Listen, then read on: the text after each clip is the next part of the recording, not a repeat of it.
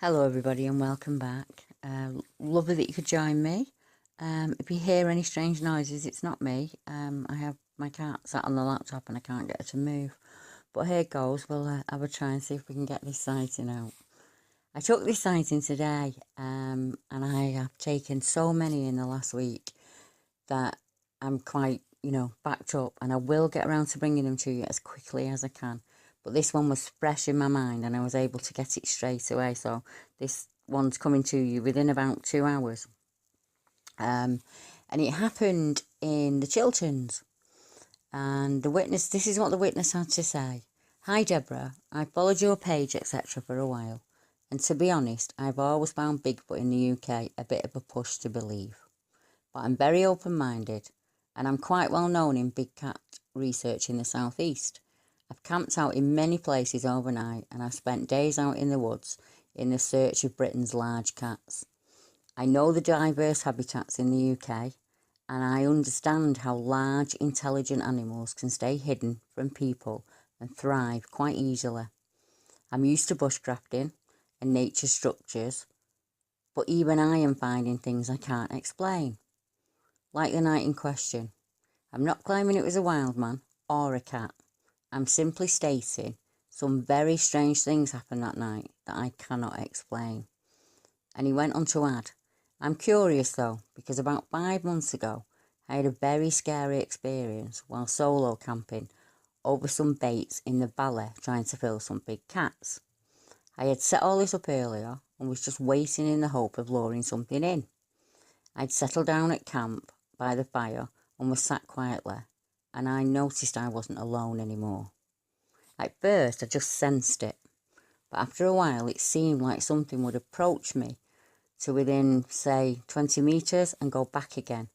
I could hear breaking sticks and ground movements, and I actually thought something was throwing things in my direction.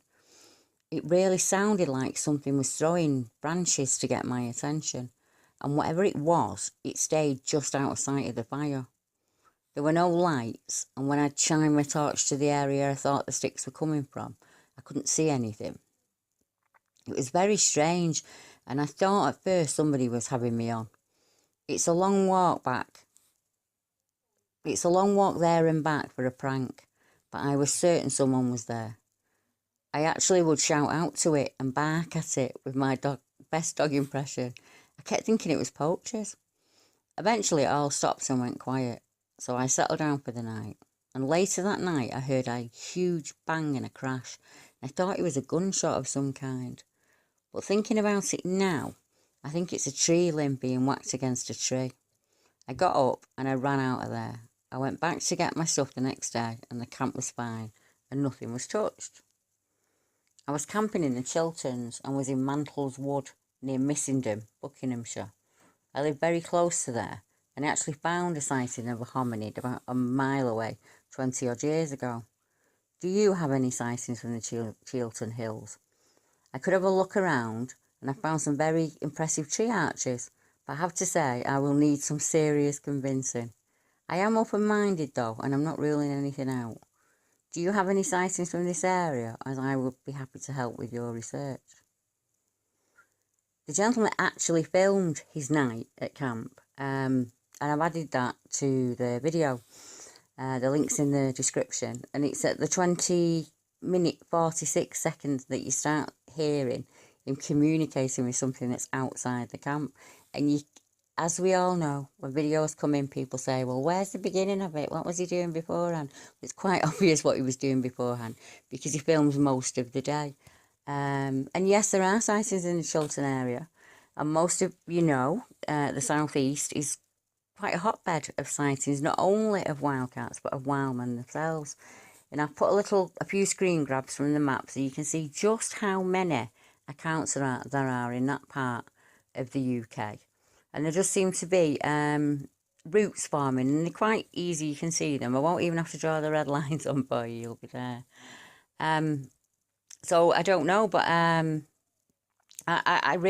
find it interesting that the gentleman's a bushcrafter, and he has said that he will keep in touch, and if we get any pictures in or anything like that that we're unsure of, he'll more than happy look over them, and he'll be able to give us a good idea of whether they're bushcraft or, you know, or unusual.